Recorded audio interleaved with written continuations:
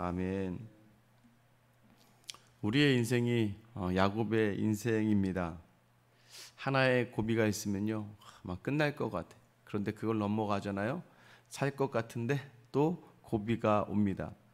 그치지 않아요. 계속해서 언덕을 올랐다 내렸다 또 올랐다 내렸다 하는 삶을 살아갑니다. 오늘도 마찬가지예요. 이제 라반을 간신히 서로 축복하며 보냈습니다. 하나님의 책망 속에서 이 라반이 정신 바짝 차리고 이 야곱과 약조를 맺어요. 그래서 나가는 길에 어제 본문에 하나님의 사자들 마하나임 하나님의 사자를 또 만납니다. 보시면 알겠지만 야곱이 만나고자 해서 만나는 게 아니라 앞으로 있을 일을 가지고 하나님의 사자가 야곱을 찾아오는 거예요. 왜 찾아와요? 야곱이 지금 오는 이 길은 야곱 스스로가 정하여 오는 길이 아니라 하나님이 이 하란에 있을 때 야곱에게 가라고 하셨던 길이기 때문이에요. 오늘 본문에서도 마찬가지잖아요. 하나님이 가라고 해서 내가 돌아온 겁니다 라고 9절에 이야기해요. 그래서 하나님의 사자가 야곱이 그의 길을 갔대. 그의 길이라는 게 뭐예요? 야곱이 정한 길이 아니라 그가 가야 할 길을 갈 때 하나님의 사자가 함께 했다는 거예요. 여러분, 우리가 우리 힘으로 가는 길을 가면 우리 힘으로 살아내야 되기 때문에 어렵지만 하나님이 원하시는 길을 가면 여러분, 하나님께서 그 길에 하나님의 군대로 함께 하실 줄 믿으시기를 축원합니다. 그러니까 오늘도 내 힘으로 살면 여러분, 하나님이 내게 관여하고 간섭할 자리가 없습니다. 근데 오늘 하나님의 힘으로 사는 거예요. 하나님께 맡기고 사는 겁니다. 어제도 어떤 분하고 이야기를 나누다가 이런 이야기를 나눈 것 같아요. 하나님의 은혜가 무엇이냐라고 서로 이야기하다가 제게는 하나님의 은혜가 무엇일까요? 이 생수형교회 와서 제게 주시는 가장 큰 은혜는 늘 하나님과의 동행의 자리를 놓지 않도록 그 상황 속에 있다는 겁니다. 세상에 볼 때는 결핍이 좀 있고 부족이 있어요.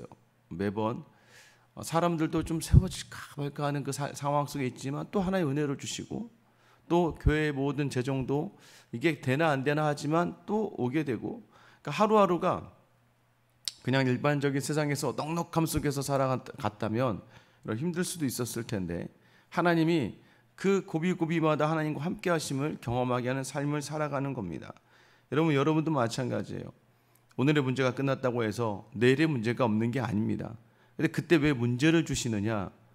하나님께서 함께 하심을 우리 삶에서 늘 놓치지 않고 살아가는 것, 하나님과 함께함이 복임을 놓치지 않는 여러분 되시길 예수님의 이름으로 축원합니다. 그렇게 은혜로 하나님의 사자를 만났음에도 불구하고 하나님 지금 야곱은요 다시 두려워집니다. 이제 누구를 만나야 돼요? 산 넘어 산이에요. 라반은 간신히 보냈는데 이제는 자신의 형 에서를 마주해야 될 때가 되었습니다. 여러분, 어렸을 때 무서웠던 형은 나이가 들어도 무서운 거예요. 그리고 자기의 잘못을 야곱도 조금은 알고 있습니다. 그러니 에서를 만난 자리가 너무나 힘든 자리가 되어버리고 마는 거예요. 그래서 그는 먼저, 근데 이전 습관이 또 일어나요. 어떤 습관이에요? 머리를 굴립니다. 자신의 머리를 먼저 굴려요. 그러면서 사람들을 먼저 보내면서 4절 하반절에 보면 뭐라고 이야기하냐면 두 가지를 이야기하는데, 내가 라반과 함께 거주하며 지금까지 머물러 있었사오며 라고 얘기하죠. 내가 라반과 함께 거류하다라는 표현은 내가 라반에게 잡혀 있었다라는 표현이랑 같은 거예요.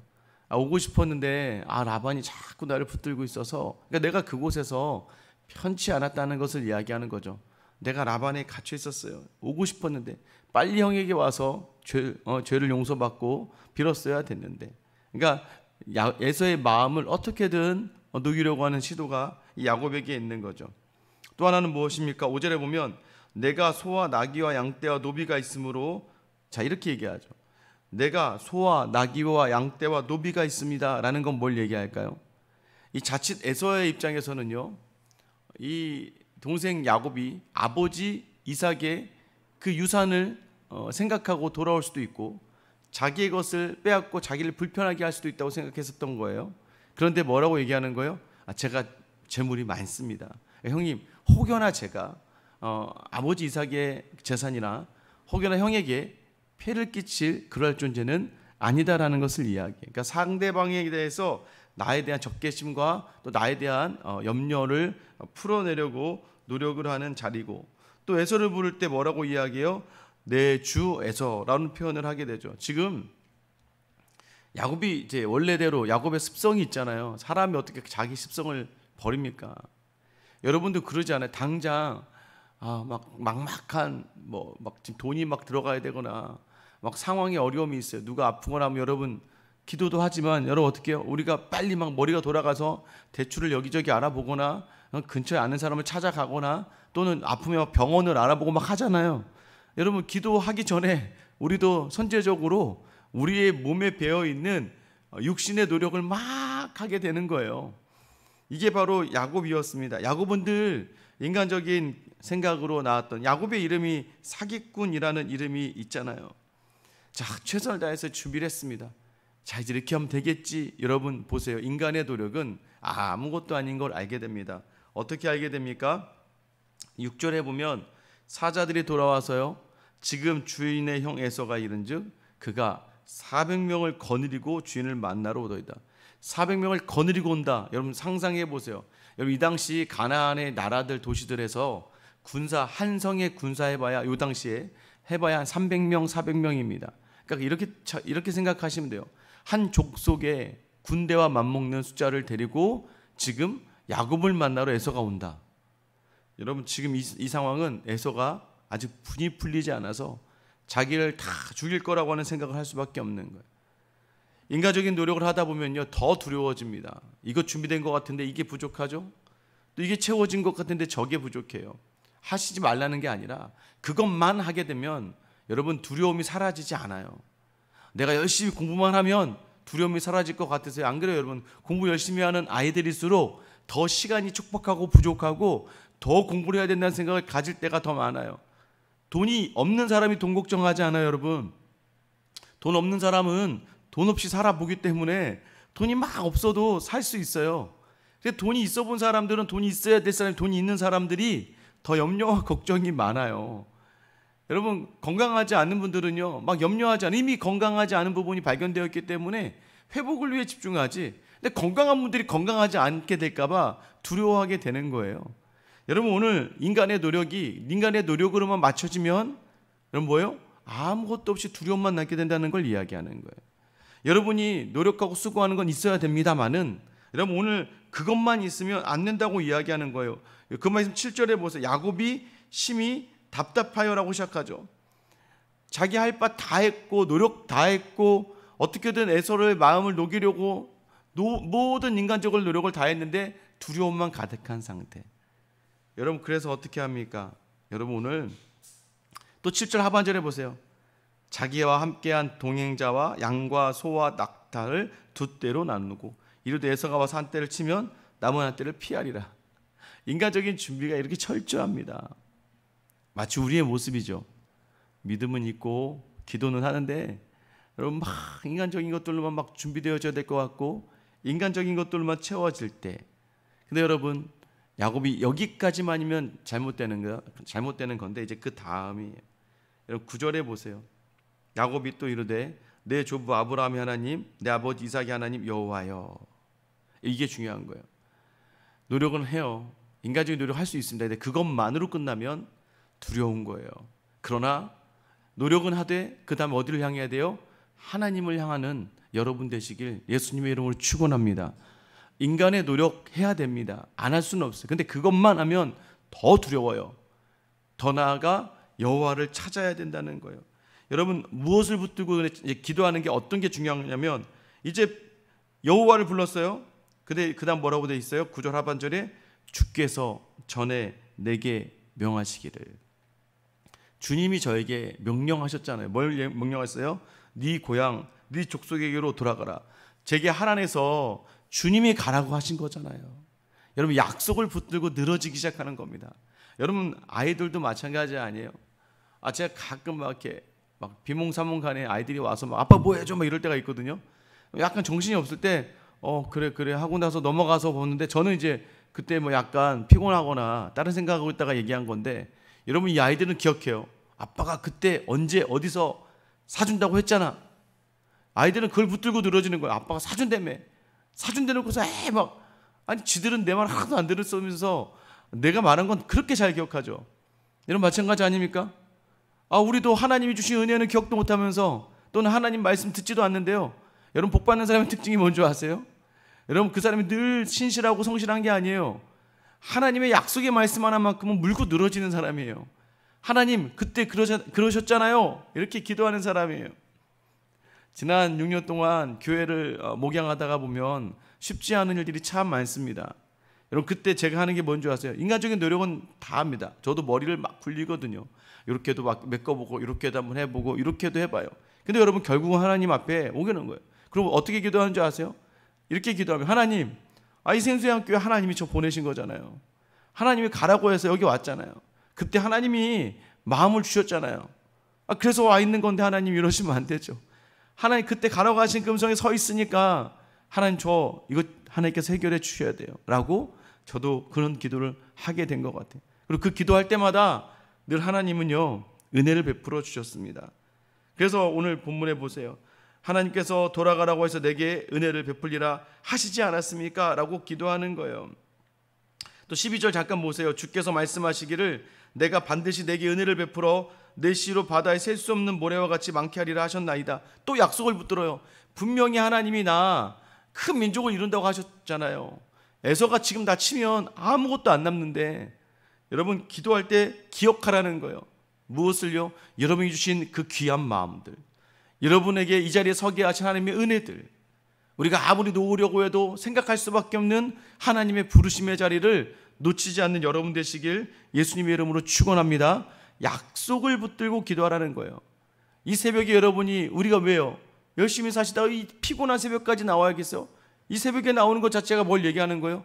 오늘 하루가 여러분에게 피곤할 거라는 걸 이야기하는 거죠. 이 새벽의 자리는 나를 피곤하게 하거든요. 왜요? 잠도 못 자고 일찍 일어나서. 그런데 이 새벽의 자리는 무엇을 우선하는 자리예요? 약속을 붙드는 자리라는 걸 여러분이 놓치지 마셔야 돼요. 이 새벽은 내가 약속을 붙드는 자리가 되는 거예요. 그래서 내 노력과 내 수고 이걸로만 끝나면 두렵지만 약속을 붙드는 자리이기 때문에 하나님의 간섭과 개입을 촉구하는 그런 믿음의 자리가 되는 줄 믿으시길 축원합니다. 여러분 또 하나는 뭐예요? 약속을 붙들 때 또 하나는 주님이 베푸신 은혜들을 다시 생각해 보세요. 여러분 얼마나 많은 은혜가 있었습니까? 10절에 보세요. 나는 주께서 주의 종에게 베푸신 모든 은총과 모든 진실하심을 조금도 감당할 수 없사오나 내가 내 지팡이만 가지고 이 요단을 건넜더니 지금은 두 때나 이루었나이다. 여러분 그간 주신 은혜 보세요. 그래도 지금 형편이 예전 형편보다 조금 나아지지 않으셨어요? 하나님이 막 주님 여러분 기도한 대로 채워주셨잖아요. 은혜의 자리들을 곱씹으면서 약속을 붙들고 기도하는 거예요. 여기까지 인도하신 에베네셀의 하나님, 지금까지 붙들어 주신 하나님 아버지, 여러분 강건해서 이 새벽에 나오는 거예요. 새벽에 나오고 싶어도 못 나오는 분들이 참 많아요. 뭐 안 나오는 분은 안 나오는 분이고 나오고 싶은데도 몸이 힘들어서 이 새벽에 주님을 만나고 싶어도 못 나오는 분들이 있어요. 여러분에게 건강 주신 것 감사해야 되고 여기까지 살아내게 하신 것 감사해야 돼요. 그 은혜를 붙들면서 나아가는 거예요. 어떻게 나아갑니까? 우리 11절 같이 한번 읽어볼게요. 시작. 내가 주께 간구하오니 내 형의 손에서 에서의 손에서 나를 건져내시옵소서. 내가 그를 두려워함은 그가 와서 나와 내 처자들을 칠까 겁이 나기 때문이니이다. 내 주께 간구하오니 나를 건져내시옵소서. 여러분 오늘 우리가 이 기도를 하는 겁니다. 하나님 오늘도 나를 건져내 주시옵소서. 내 수고와 노력을 다 하고 있습니다 하나님. 그런데 하나님 그럴수록 더 두려워지는 거 보니까 저는 다시 하나님의 약속을 붙듭니다. 그리고 하나님 이전에 내게 행하신 일들을 기억합니다. 여러분 그때야 비로소 우리 안에 두려움이 사라지고 이제 내일 본문 어떻게 해요? 하나님이 직접 야곱에게 나타나시는 거예요. 여러분 하나님과 이제 함께하는 시간으로 넘어가요. 여러분 그때 잘 생각해 보세요. 다른 생각이 안 들어요. 이제 하나님을 씨름하느라 정신이 없어. 여러분 그게 은혜예요. 안 그랬으면 에서에 대한 두려움으로 계속 가득할 텐데 하나님과 함께하면서 이 시간을 보내면서 근데 하나님이요, 그 묵상의 자리에 묵상하는 자를 향하여 하나님께서 양보해 주시고 져 주시는 거예요. 여러분, 오늘도 우리가 붙들어야 될 그 약속의 말씀은 무엇일까요? 여러분, 오늘도 여전히 기억해야 될 하나님의 은혜는 무엇이었을까요? 그 은혜를 다시 붙들고요, 여러분 간구하세요. 여러분, 주님께만 주님, 나를 건져내 주시옵소서. 오늘도 여러분을 능히 건져내실 그 주님께 맡기며 오늘 여러분 수고하세요. 노력하세요. 그러나 거기로만 끝나면 두려움으로 무너지는 거예요. 그러나 약속의 말씀 붙들고 주신 은혜 붙들고 주님께 살려달라고, 건져내달라고 기도하는 그 기도를 반드시 들으시며 여러분에게 놀라운 하나님의 은혜를 부어주실 줄 믿는 이 하루가 되길 예수님의 이름으로 축원합니다. 기도하겠습니다. 사랑의 하나님, 오늘도 여전히 두렵습니다. 주님, 오늘도 무섭습니다. 그래서 우리도 모르게 몸이 먼저 반응하며 이것저것 다 준비합니다. 근데 주님, 그런 인간적인 준비로만 끝나면 두려움이 임할 수밖에 없다는 걸 오늘 본문에서 배웁니다. 하나님, 이 수고와 노력 그리고 약속을 붙들고 주신 은혜를 붙들고 하나님을 향하는 우리 모두가 되게 하여 주시옵소서. 사랑의 주님, 오늘 간구합니다. 오늘 우리의 모든 자리마다 주님, 주께서 주의 종을, 주께서 주의 자녀를 주님 오늘도 여전히 간구하오니 우리를 건져 주시옵소서. 오늘도 여러 가지 기도의 제목으로 나와 주님의 건져 주심을 바라는 주의 자녀들에게 오늘 그 은혜의 응답을 경험하게 하여 주시옵소서. 주님께만 내어 맡기는 사람, 주님이 기억하는 사람, 이 새벽에 나와 간구하는 하나님의 약속을 붙들고 은혜를 기억하며 은혜를 바라는 주의 자녀들에게 큰 은혜로 부어주시고 갚아주실 우리 주 예수 그리스도의 이름 받들어 기도드립니다. 아멘. 여러분, 시간 기도하실 때요,